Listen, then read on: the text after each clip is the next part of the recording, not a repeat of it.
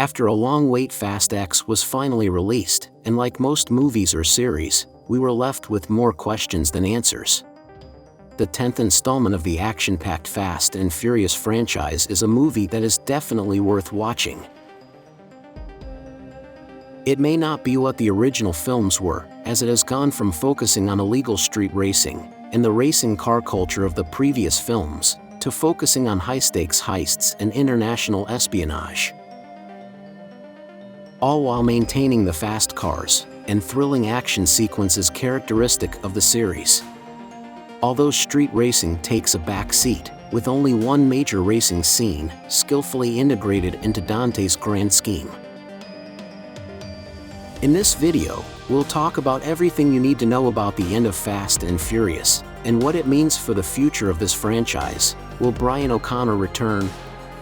And for more videos of your favorite series and movies, don't forget to subscribe to this channel. Welcome to the Oasis Geek. After the supposed sacrifice of Jacob, played by John Cena, who finally manages to get out from under the shadow of his brother Dom, played by Vin Diesel, we see how Imes tries to help Dom and Little B escape from Dante, only to reveal that he was always on Dante's side since the events of Fast 5.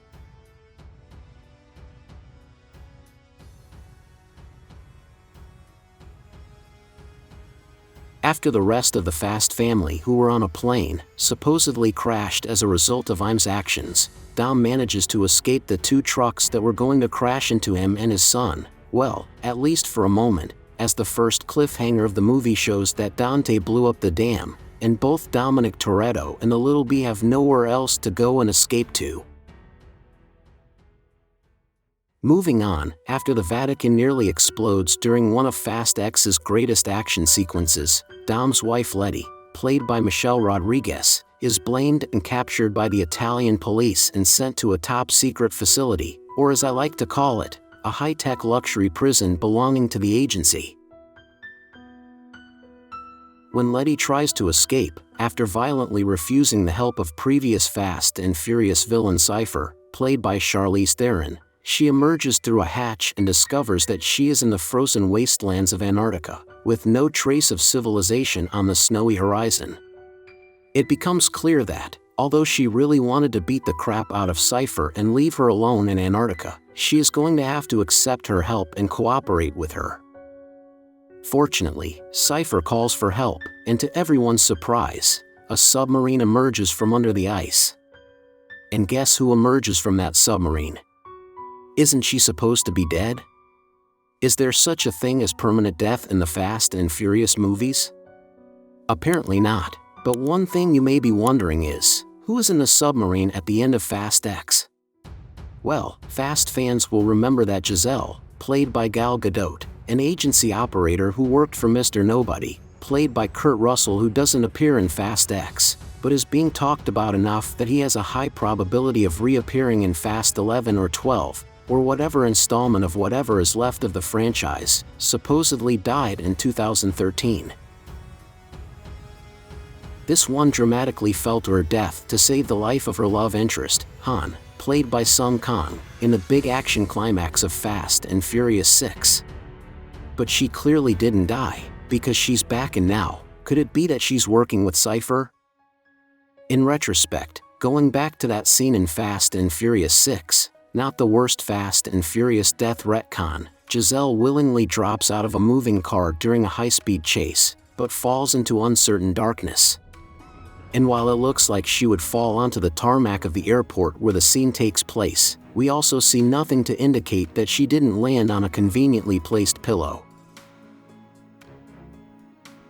Also, from Fast X, we know that the agency has some high-tech laser robot spider healing devices, which could have cured her if the pillow hadn't been there. Working with a villain from previous Fast and Furious installments is something that wouldn't surprise us, as it's something we've seen multiple times in the franchise. As agency boss Imes, played by Alan Ritchson in Fast X, complains, Dom's family is a cult of sorts, and they keep turning old villains into new family members, at least when they don't kill those villains. Does this mean Dante will end up wearing his pastel nail polish, bare-chested silk shirts, and shiny vinyl pants to a Fast family barbecue once he's absorbed into the cult? We can only hope so, just to see what Dom's granny, played by Rita Moreno, has to say about it. As for the obvious questions, how exactly did Giselle survive her apparent death in Fast and Furious 6? Who is she working for now? Is that somehow the same stolen nuclear submarine that the Fast family saved in The Fate of the Furious, back in 2017, even though that sub blew up at the end of the movie? So many unanswered questions we are left with, that hopefully will be answered in the future, and not join the infamous forgotten plots. Mind you, one question we can answer is this: what happens in the post-credits scene of Fast X? Remember the big public feud between Fast and Furious franchise star Vin Diesel and Dwayne Johnson, in which Johnson said he would never return to the series, and Diesel tried to publicly convince him to come back, to which Johnson said that was stupid, and there was no chance of him coming back. Well, he's back. His Fast and Furious character, Luke Hobbs, appears in a post-credits cameo that makes it clear he's on the hook for Fast 11, or Fast X Part 2, or whatever the next film in the series will eventually be called. Actually, the clip appears midway through the credits. There is no clip after this one, so after Hobbs appears, you can go home. Hobbs' scene has that feeling that it was filmed much later than the rest of the movie, on a set that has nothing to do with anything and was put together at the last minute, which is familiar from adapted movies like Snakes on a Plane and Joss Whedon's Justice League. In the scene, Hobbs follows a law enforcement lead of sorts to an abandoned warehouse. There, Fast X villain Dante Reyes, played by Jason Momoa, has set up a bunch of monitors to show Hobbs some clips from previous Fast and Furious movies.